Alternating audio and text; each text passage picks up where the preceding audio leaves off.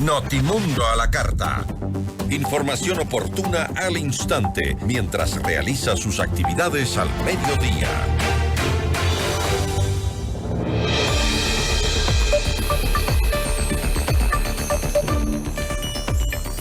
Violaciones, agresiones sexuales y redes de pornografía infantil han sido denunciadas en colegios de Quito y de Guayaquil en las últimas semanas. ¿Tiene el Estado una política pública para prevención de estos delitos contra nuestros niños, niñas y adolescentes? La entrevista a la carta, en diálogo directo con los protagonistas de los hechos.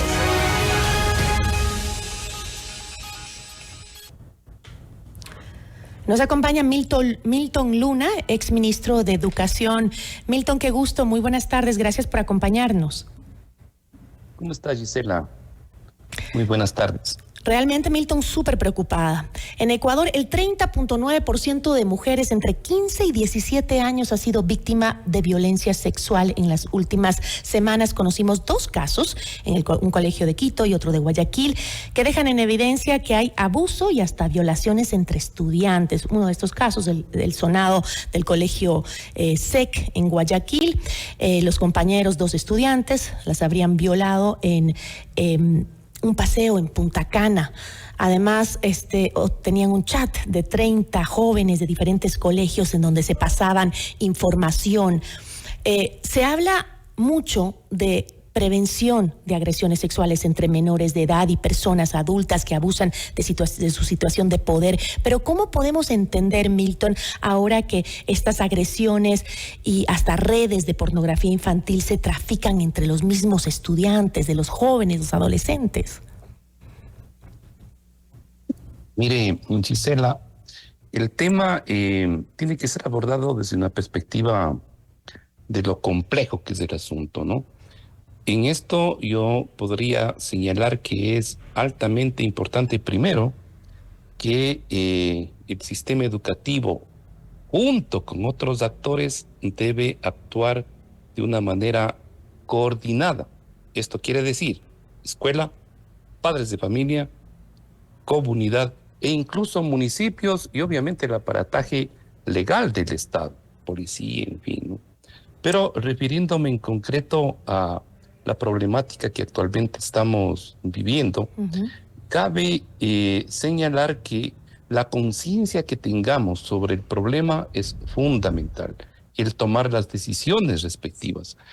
Aquí, de hecho, frente a lo sucedido, es muy importante que los aparatos del Estado, llámese Fiscalía, llámese el alentar todas las acciones desde la perspectiva legal, es fundamental. Pero más fundamental aún en este caso es que las acciones preventivas conduzcan a que, por ejemplo, padres de familia junto con la escuela se emprendan acciones que permitan la formación de los chicos en varios temas, ¿no? Uno, por ejemplo, el manejo adecuado, respetuoso de su cuerpo y de su sexualidad. Entonces, al respecto, Giselle, es muy importante desprenderse de una cantidad de prejuicios y asumir esta postura, porque lo contrario, si encubrimos por N cantidad de circunstancias, sobre todo en algunos casos de tipo moral, en fin, y no asumimos adecuadamente el tema, seguimos a la larga siendo cómplices para que actúen, en este caso, todo este tipo Pero de además redes, de esa información, también nos damos cuenta que los estudiantes no reciben en su educación la información suficiente para saber siquiera que el contenido que reproducen y envían puede ser catalogado como pornografía infantil. O sea, ni siquiera eso lo saben. Y por esto es absolutamente importante que tanto en los establecimientos, y aquí yo llamo la atención de un aspecto clave. Si los docentes si directivos, rectores, en fin, y profesores no están capacitados y formados para enfrentar esta situación, incluso sabiendo todo el andamiaje legal, pero también psicológico y en términos también éticos, en fin, es muy difícil que puedan conducir sus clases o conducir la formación de los chicos para el propósito que señalábamos. Pero Y al Milton, mismo tiempo, los padres de familia tenemos que asumir así es. una responsabilidad fundamental, Ujú. padres y madres de familia. Uno de los que señalaba, cómo manejar la sexualidad, el respeto a tu cuerpo, pero por otra parte también el manejo de las redes, el manejo responsable del Internet. Hay cosas que se deben dar en la casa, sí, definitivamente. Hay cosas que se las debe hablar. No dejemos el tema de hablar sobre sexo y abuso sexual para los profesores. También en la casa deberíamos asumir esa responsabilidad, sí. Pero siempre que estos casos saltan a la luz, vemos los comunicados del Ministerio de Educación que dice, hemos activado ya los protocolos, y también de los colegios que se deslindan de total responsabilidad de los hechos porque no sucedieron aquí dentro de las aulas de clase. Vimos al propio Colegio SEC de Guayaquil, que aseguró que las violaciones fueron en un viaje privado organizado por los padres de familia.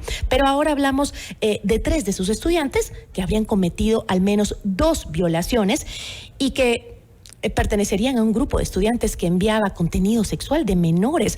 ¿Pueden los colegios evitar su responsabilidad cuando sus estudiantes son perpetradores de violaciones sexuales y envían pornografía infantil? ¿Cómo pueden deslindarse de esa responsabilidad? Nadie tiene que deslindarse de responsabilidad. Es decir, todos finalmente, en este caso, somos responsables. A mí me llama la atención muchas veces cuando, o desde cualquier tipo de autoridad, y particularmente desde el Estado, Ministerio de Educación, los propios municipios, pero también hablando de los establecimientos educativos, cada cual echa la responsabilidad al otro y nadie finalmente lo asume. Pero ¿dónde está la responsabilidad de quienes son parte fundamental de la educación de los chicos? Y aquí yo quisiera anotar una medida preventiva fundamental en términos de corresponsabilidad, ¿no? Es decir, que los propios chicos comiencen a asumir, y para esto es importante la formación, una postura crítica frente a estos fenómenos. Fíjese, Gisela, el tema es que cada vez la niñez se ha acortado. Es decir, el tema de la inocencia cada vez es menor. Niños y niñas desde más temprana edad tienen necesariamente que asumir una postura crítica frente a N cantidad de información que les llega hoy, no solo a través de redes sociales, sino a través de miles de intermediarios en medios de comunicación, películas, en fin, ¿no? Hay que asumir una postura al respecto, y qué mejor que si esto se lo hace al calor y con la conducción sensata desde la casa y con una corresponsabilidad en términos de una conducción profesional y adecuada en los institutos de educación, sean escuelas, colegios e incluso también universidades, ¿no? Entonces, esto yo creo que resalta, es decir, asumamos la corresponsabilidad en el tema y no dejemos o no echemos la responsabilidad del uno al otro, donde finalmente nadie asume el costo de esta situación en términos como debe ser asumido, ¿no? Pero estos casos nunca se sabe por alertas de los colegios, sino por las pocas denuncias que las víctimas hacen luego de haber sido ultrajadas.